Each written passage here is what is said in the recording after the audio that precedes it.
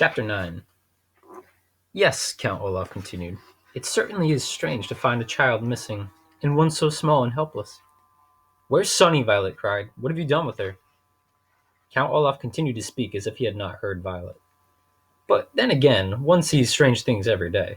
In fact, if you two orphans follow me out to the backyard, I think we will all see something rather unusual. The Baudelaire children didn't say anything, but followed Count Olaf through the house and out the back door. Violet looked around the small, scraggly yard, in which she had not been since she and Klaus had been forced to chop wood. The pile of logs that they had made was still lying there untouched, as if Count Olaf had merely made them chop logs for his own amusement, rather than for any purpose. Violet shivered, still in her nightgown, but as she gazed here and there she saw nothing unusual. You're not looking in the right place, Count Olaf said. For children who read so much, you two are remarkably unintelligent. Violet looked over in the direction of Count Olaf, but could not meet his eyes. The eyes on his face, that is. She was staring at his feet, and could see the tattooed eye that had been watching the Baudelaire orphans since their troubles had begun. Then her eyes traveled up Count Olaf's lean, shabbily dressed body, and she saw that he was pointing up with one scrawny hand. She followed his gesture and found herself looking at the forbidden tower. It was made of dirty stone, with only one lone window, and just barely visible in the window was what looked like a birdcage. Oh no, Klaus said, in a small, scared voice, and Violet looked again. It was a birdcage, dangling from the tower window like a flag in the wind. But inside the birdcage, she could see a small and frightened Sunny. When Violet looked closely, she could see that there was a large piece of tape across her sister's mouth and ropes around her body. She was utterly trapped.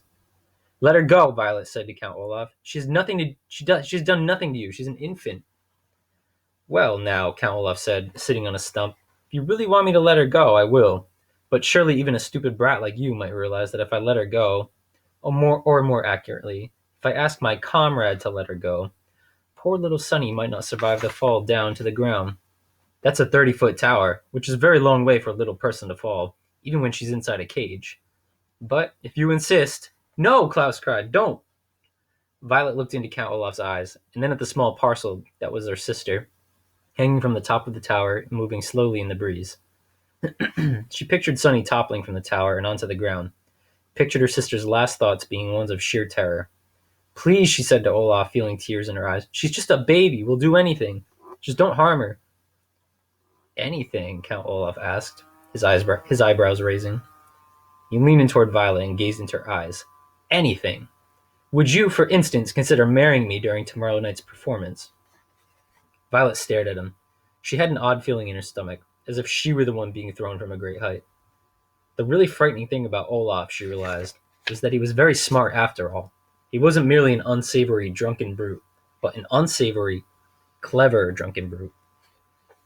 While you were busy reading books and making accusations, Count Olaf said, I had one of my quietest, sneakiest assistants skulk into your bedroom and steal little Sunny away. She's perfectly safe for now, but I consider her to be a stick behind a stubborn mule. Our sister is not a stick, Klaus said. A stubborn mule, Count Olaf explained, does not move in the direction its owner wants it to. In that way, it is like you children who insist on mucking up my plans. Any animal owner will tell you that a stubborn mule will move in the proper direction if there is a carrot in front of it and a stick behind it. It will move toward the carrot because it wants the reward of food, and away from the stick because it does not want to be punished. It does not want the punishment of pain. Likewise, you will do what I say to avoid the punishment of the loss of your sister, because you want the reward of surviving this experience. Now, Violet, let me ask you again. Will you marry me? Violet swallowed and looked down at Count Olaf's tattoo. She could not bring herself to answer. Come now, Count Olaf said, his voice faking, a word which here means feigning, kindness. He reached out a hand and stroked Violet's hair. Would it be so terrible to be my bride, to live in my house for the rest of your life? You're such a lovely girl. After the marriage, I wouldn't dispose of you like your brother and your sister. Violet imagined sleeping beside Count Olaf and waking up each morning to look at this terrible man. She pictured wandering around the house, trying to avoid him all day, and cooking for his terrible friends at night, perhaps every night for the rest of her life. But then she looked up at her helpless sister and knew what her answer must be.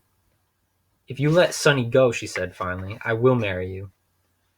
I will let Sunny go, Count Olaf answered, after tomorrow night's performance.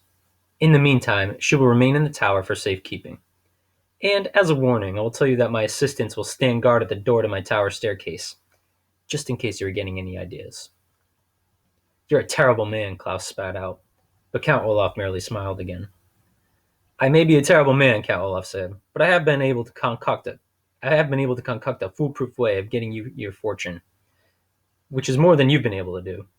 With that, he began to stride toward the house. Remember that, orphans, he said. You may have read more books than I have, but it didn't help you gain the upper hand in this situation. Now, give me that book which gave you such grand ideas, and I'll go do the chores assigned to you. Klaus sighed and relinquished, a word which here means gave to Count Olaf even though he didn't want to, the book on nuptial law. He began to follow Count Olaf into the house, but Violet stayed, still as a statue. She hadn't been listening to that last speech of Count Olaf's, knowing it would be full of the usual self-congratulatory nonsense and despicable insults. She was staring at the tower, not at the top where her sister was dangling, but the whole length of it. Klaus looked back at her and saw something he hadn't seen in quite some time. To those who hadn't been around Violet long, nothing would have seemed unusual. But those who knew her well knew that when she tied her hair up in a ribbon to keep it out of her eyes, it meant that the gears and levers of her inventing brain were whirring at top speed. And that will be it for this week, guys. Next week, we'll be able to finish this and we'll come to the conclusion. We'll find out how the Baudelaires are going to get out of this trouble, if they do. Will Violet have to marry Count Olaf? Will Sunny get freed from her cage? I guess we'll find out next week. I'm also thinking about seeing if I can get some clips from the first movie or the Netflix show. That way we can watch a little bit of the bad beginning, like they made it on for the screen. So I hope you enjoyed this, guys, and I will talk to you next week.